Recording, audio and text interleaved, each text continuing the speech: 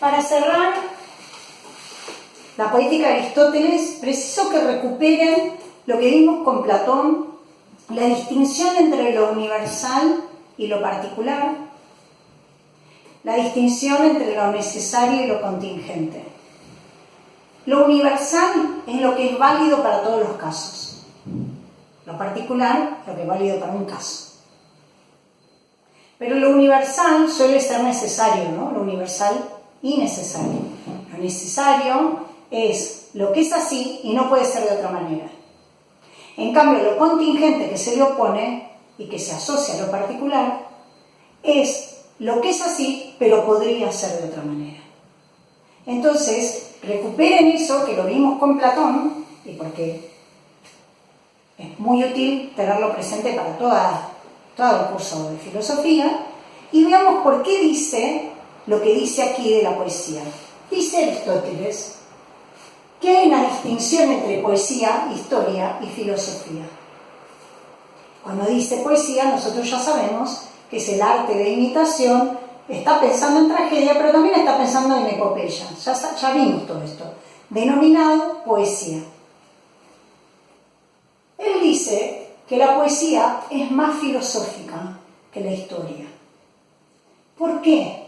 Porque dice que la historia expresa lo particular, que describe acontecimientos en los que la serie necesaria de causas y de efectos está oscurecida por una multitud de eventos fortuitos,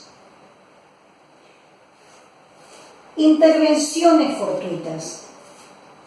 Cuando dice esto, ya nos está diciendo que la historia expresa lo particular y diciendo esto, está expresando lo contingente.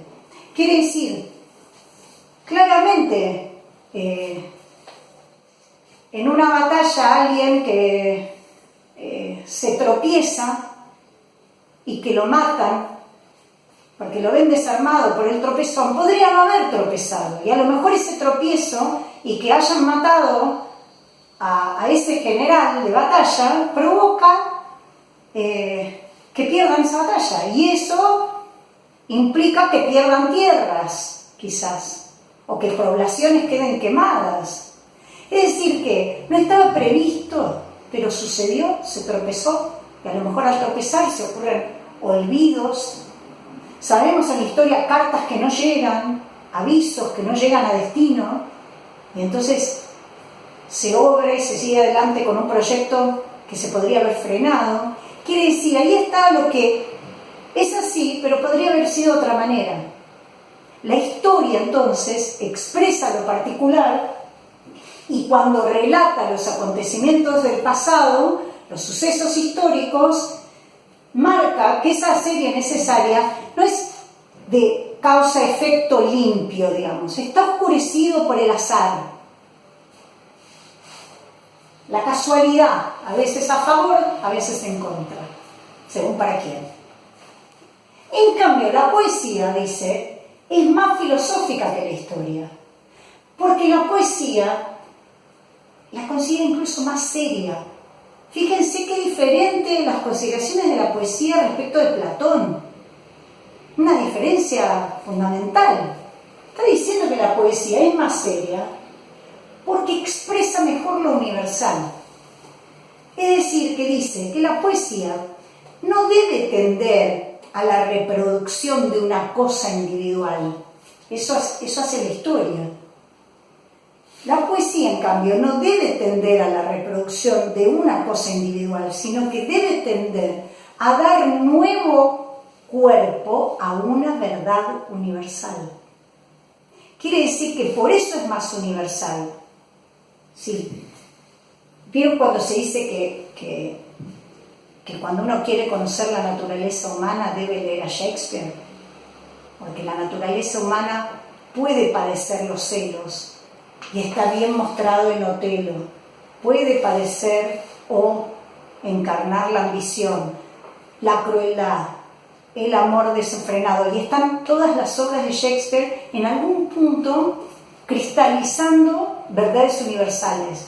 Ayúdense pensando en eso. De eso está hablando, es darle un nuevo cuerpo a algo considerado universal. Y aparte dice que la poesía muestra que lo que ha ocurrido antes puede volver a ocurrir.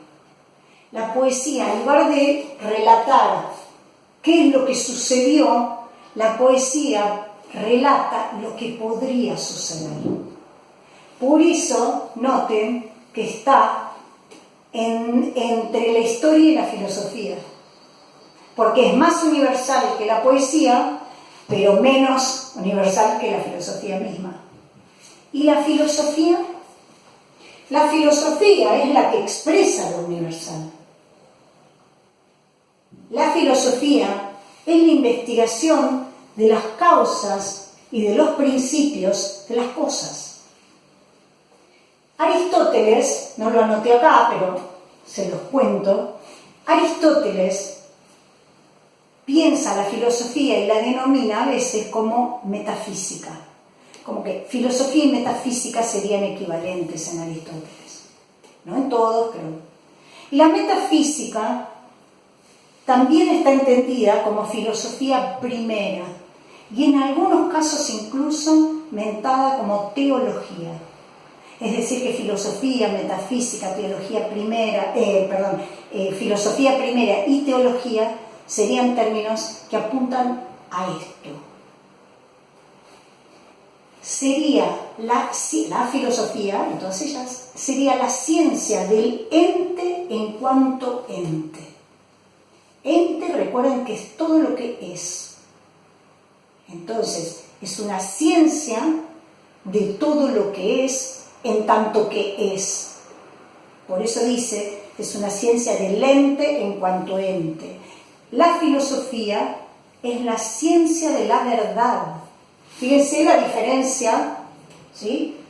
Sí, podríamos ponerlo en la ciencia de la verdad. Y acá ciencia en la antigüedad tenía el sentido de saber, no de matemático físico. No el sentido matemático físico que le damos a ciencia. Es la ciencia de la verdad.